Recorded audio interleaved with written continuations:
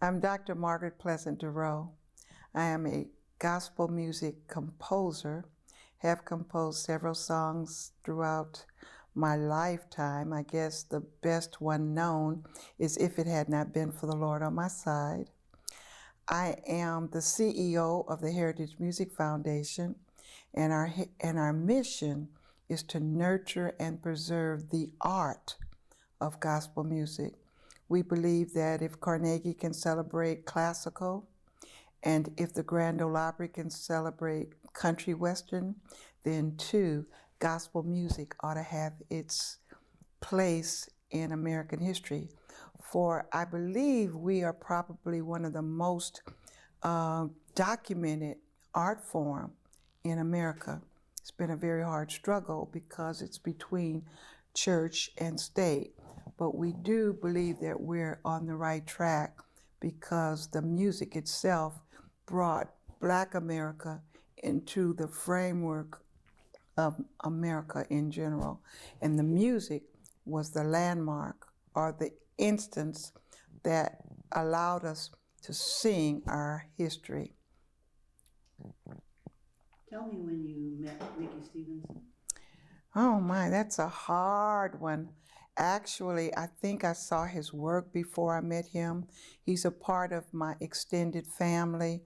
He married into my church family, but his art form, the plays, the drama that he presented on screen was my first meeting with him. But I think it was down at Marla Gibbs' place in South Central LA where I first saw his production. But he married a very close friend of our family several years ago, and so it's been several years. I can't remember that date. He didn't have all that gray hair. Tell me the play that you saw. It was the one that featured all of the gospel artists. He did Mahalia Jackson, some of the, let me see, who else did he do? It's been a long time. Sing, Sister, Sing? That was it. Okay, Sing, Sister, Sing. Start that. Okay. With that same enthusiasm. Oh. I saw his Okay. play, I saw his play. Mickey Stevenson had produced Sing, Sister, Sing.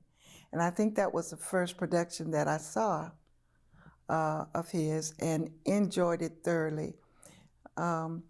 We often thought about combining the Gospel House with his production, and we were looking at some of the facilities that he was using to produce gospel music, and we hope that comes to pass soon. Mm-hmm. Tell me what you think of Mickey as a talent.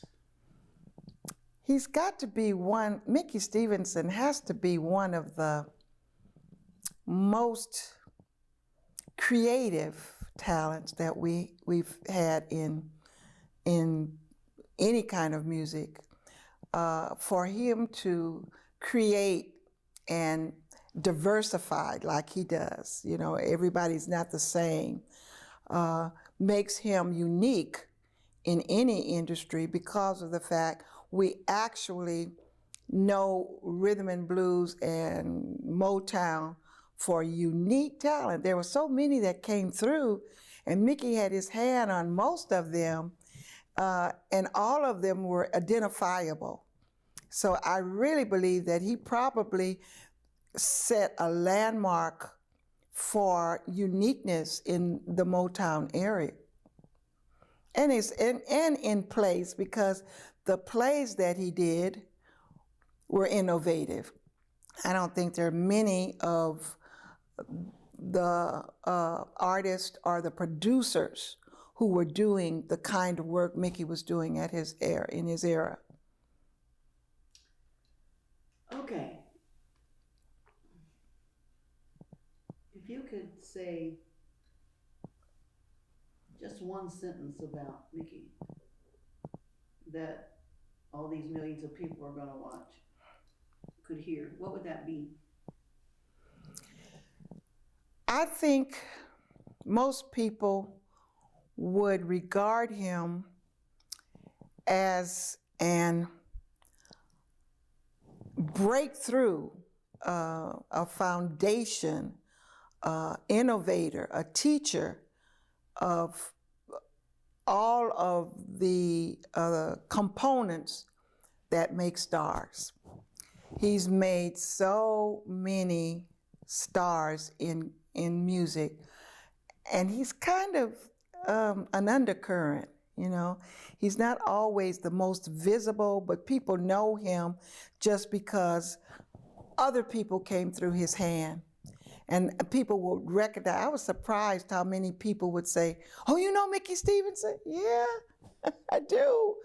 And the thing that really is phenomenal about him is that he's got a low ego. You know, everybody can talk to him when he feels like talking. That's great. Bob, anything you don't like to ask, Doctor? Let's go ahead and start with your first two questions again. I forgot what they were. Who I am. Who she is, what she does. Okay. Let's start there. Okay. I am Dr. Margaret Pleasant Douroux. I am the CEO of the Heritage Music Foundation, and I am a gospel music composer. I've written for many of the denominations of our era. My music appears in most of the hymn books. I guess the one song that is most popular happens to be If It Had Not Been for the Lord on My Side. I am the CEO of the Heritage Music Foundation, and our goal and our ambition is to nurture and preserve the art of gospel music.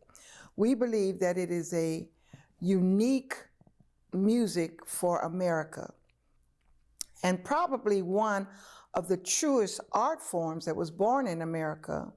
It brought African Americans to Africa to America, and most of the way was through song and lyric. And we have our own Black interpretation of our history, and it's in our music. It has a chronology of where we were. When we were slaves, we sang slave songs. When we became educated, we sang a hymn. When we marched, we sang with Dr. Martin Luther King, "We Shall Overcome." Further on, we sang, "How Did You Get There? We Came This Far by Faith." And so our music actually is a chronicle of our passage from slavery to America. Beautiful. Do we want to talk about the Gospel Museum? Yes, let's go ahead. Mm-hmm. The Gospel Museum is? You know, I have as my mission to nurture and preserve gospel music through the building of a gospel house. We believe that Carnegie stands as a monument to classical music. The Grand Ole Opry stands as a monument to country and western. Now we have the Rock and Roll Hall of Fame.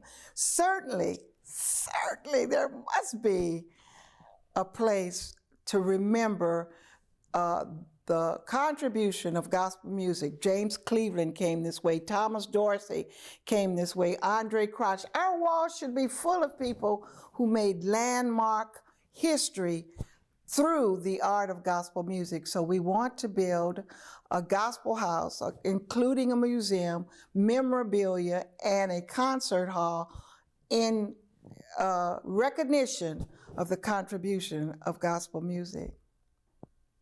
Wonderful. If you could describe Mickey in 3 words, what would they be? 3 words?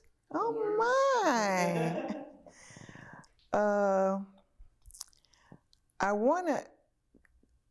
I see him as an innovator. I see Mickey. I see Mickey Stevenson as an innovator and a producer of a unique art form during the Motown era. And then lastly, from me at least, is there a memorable story that you have with Mickey? A memorable story. I don't know if you want to hear those. Is there a memorable story that you can say on camera? Well, Mickey's very close to our family, so he and my husband run together. Now, the thing about them is that Mickey has no, he's not, what do you call it, electronic at all. He can't do a telephone, he can't do, and my husband's just the opposite. He can't unstop a toilet, he can't, and so my husband fills in that gap for him. And so my husband's kind of crippled on a cane. Mickey picks him up, goes over to his house and fixes telephone or fixes his toilet, and they run together, so one half of them is in each person. That's funny. I'm pretty much done. I'm good. Yeah. All right. Good. Like that. Fantastic. Is that all good? Wonderful. And I didn't cough. I told her to. No, you didn't cough one time. I know. I told her